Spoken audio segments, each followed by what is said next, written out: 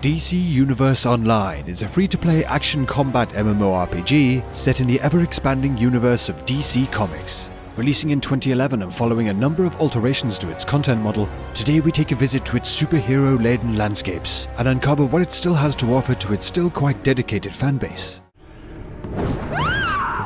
Oh, well, someone's excited. My name's Mitch Mannix, and this is DC Universe Online in 2022. As always, our story needs a hero, so it's at the character creator we begin, with DC Universe not exactly sporting the largest range when it comes to faces or features, but coming equipped with a whole host of tools to customize your would-be superhero/furry enthusiast, with even custom personalities to choose from, such as strong or even flirty. Oh, ding dong. It's here we get our first look into the vast range of alternative modes of destruction offered by the game, with various weapon types and alternative schools of superpowers available. A game that's not for everyone isn't a game that should be made, in my opinion. Okay, I think I'm going to steer clear of that one. After a good look around, it's time to introduce the star of this glorious journey, Captain Sourpuss, the most displeased of villains, with the power to look almost constantly pissed off about something. After an epic cutscene and frankly pretty clever premise setting up not only the game's antagonist Brainiac, but also why the world is teeming with superheroes, we dive into the starter mission for the villain faction, with the notorious Lex Luthor, with Captain here showcasing his power, whilst looking like the world's crappiest mascot for a battery advert. As expected, the pace in DC Universe Online's combat is high right off the bat, throwing in combos and environmental objects into the mix, which already gives it a feel much more akin to a beat-em-up open world than what is most typically associated with an MMORPG. We blast our way through Brainiac's minions, leading to a confrontation with the man himself. Do not think you have won. I don't know why you would have thought I got that impression. Our performance impresses our villainous attendees, who take us on board and task us with further honing our skills. That was intense. You've got some killer moves, seriously. Oh well, thank you very much. With the introductory mission complete, we are sent to one of the game's hubs within its open world to begin our adventure. DC uses bars and clubs in its early leveling process as a place to get missions and buy and sell gear in between, which works really well as an open world hub, and makes sense considering the chaos unraveling in its cities, which clearly bothers some more than others. And it's to the city we go, out into the game's true open world, which, as previously mentioned, is in utter despair, with all manner of henchmen, galactic prisons, and constant battling in its streets. Well then, I've heard of having ants in your pants, but this is ridiculous. Oh, he's free! Finally free! Oh, he's speeding up! Captain Sourpuss quickly sets about completing the missions provided by the villains out in the open world, terrorizing the public and taking down some of the city's do-gooder population. How about you try picking on someone your own size? I'm sorry, what?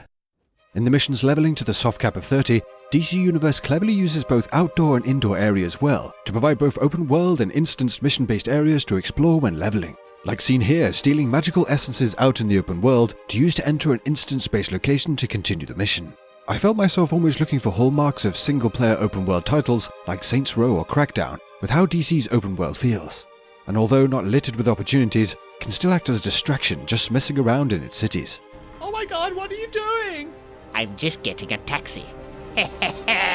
Flying, for example, feels great in this game, for combat, traversing the cities, escaping danger, and even with the game's racing events. It felt odd being able to take to the sky so soon in an MMO, but clearly works with the theme to really give a sense of freedom early while questing. Ooh, just right up his arse. It's not too long in our adventure that we come across a showdown with a member of the rivaling faction, the Heroes, and enter into a face-off with Wonder Girl, backed up by Giganta, with DC turning up the intensity with the use of 5,000 smash cuts. Okay. Something's wrong! My powers are slipping away! No! DC's leveling experience features a wide range of encounters, with a whole cast of familiar iconic heroes and villains, acting as the game's mini-bosses when completing a set of missions. While not exactly on the too challenging side, does really well at introducing some of the universe's lesser-known characters, as well as providing a sense of progression while leveling through to level 30. For example, I didn't even realize DC included BDSM Batman. With a few of the local heroes taken down, we are asked to make a visit to the House of Legends, a grand location, acting as more of an overall hub of the game, with all major vendors, stations, and NPCs to visit. I open the way to important locations across time and space. I am also particularly useful for drying clothes. After a number of reworks, the developers have made the House of Legends more of the game's one-stop shop, which for less populated MMOs is a smart move to keep things feeling alive, as well as giving players a chance to interact and compare ridiculous outfits. Traveling from point A to point B couldn't be easier in DC Online, with fast travel, teleporters, as well as the great mobility abilities themselves, giving those that want to get somewhere quick the ability to do so, but also adding to the feeling of being a superhero or villain, gliding across the game's skies. And you too could be a total legendary hero by dropping a like on the video if you enjoy it, letting me know your thoughts down in the comments, and of course subscribing to the channel for oh so much more. Such valorous feats truly helps out small YouTubers like me. We head back to the local safe house to hand in our quests, as well as take the opportunity to pick up a new look for our Captain Sourpuss here, using the game's easy-to-use customization options. Heading out once more, we get our first taste of the game's PvP system, accepting a duel from a roaming hero player, and totally not overlooking the fact that they are level 336. Safe to say we get absolutely destroyed, leaving me wondering what Sourpuss could have done to deserve such a disrespectful beatdown. Sourpuss! With a few upgrades under our belt, we head over from the Superman-based Metropolis straight into Batman's Gotham to continue our adventure through the levels, getting a look at some iconic locations, as well as appreciating the game's ability to emulate some of its source material's tone and feel. While cityscapes inhabit most of the game's initial leveling experience, it was nice to see that after looking into it, the game further down the leveling journey branches out a bit with the zones, with areas such as the forests of New Genesis and the depths of Atlantis. Working our way through our missions, now led by the Joker himself, we again find ourselves encountering another of the game's icons, this time Mr. Freeze, and his weird sidekick, who somehow manages to experience nearly the entire spectrum of human emotion in the span of 10 seconds. Hey, get in there, son! Oh, you bastard! Oh, God! Moving through the levels and unlocking more and more abilities and specializations, it's clear that DC Universe Online sets out to provide the player with as many modes of destruction as possible, to allow the player to create something truly customized to their taste. Want to run around the streets gunning down your foes? Or maybe smash enemies to bits dual-wielding swords? The variety on display here, when coupled with the game's abilities, really helps to keep the combat entertaining before hitting those min-maxing levels later down the line. Which is a good thing, especially since the leveling experience will involve taking down a truly massive amount of enemy NPCs, both out in its open world as well as in its smaller instanced content.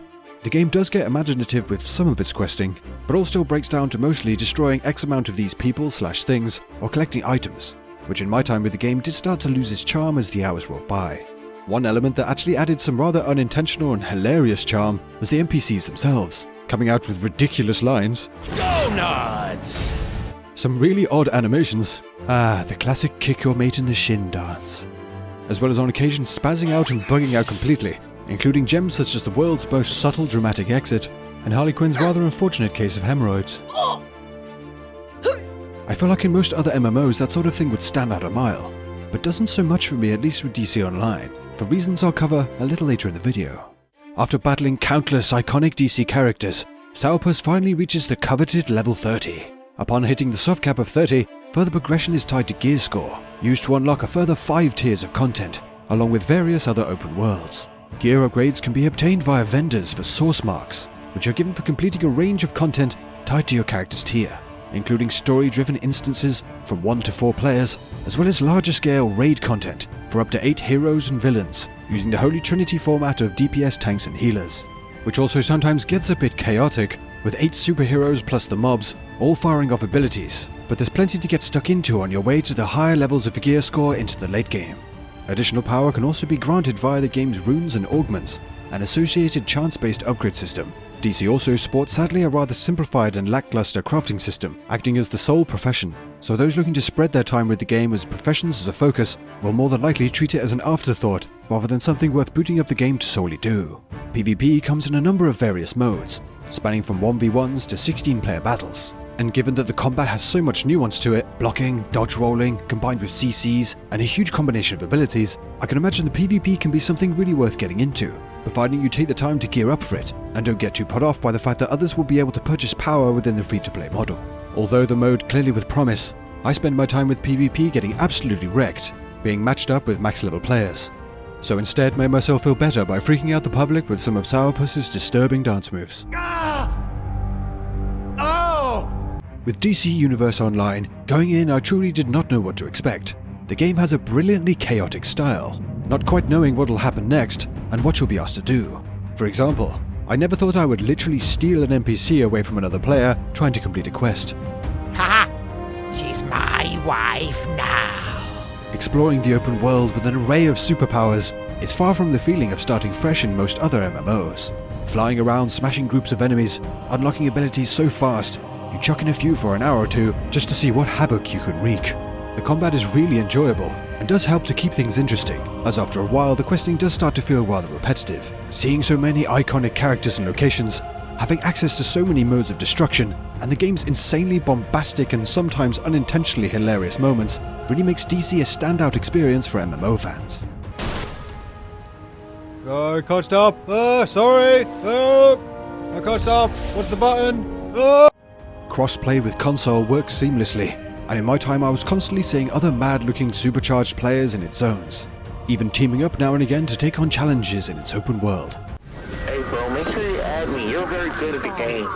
Well, thank you very much. Standing out from the competition as an experience early on, however, does not guarantee the game will be for everyone.